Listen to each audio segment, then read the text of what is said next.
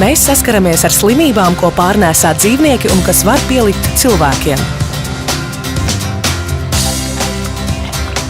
Mūsu veselība ir atkarīga un saistīta, lai kur mēs atrastos. Lai cīnītos ar jaunajām slimībām mainīgajā pasaulē, ir jāsadarbojas veselības aizsardzības nozares speciālistiem. Kurš identificē jaunos patogēnus, izmanto novatoriskas diagnostikas metodes un meklē epidēmiju cēloņus, to dara veterinārārsti. Kurš strādā soli solī ar zinātnes un pētniecības sasniegumiem, to dara veterinārārsti.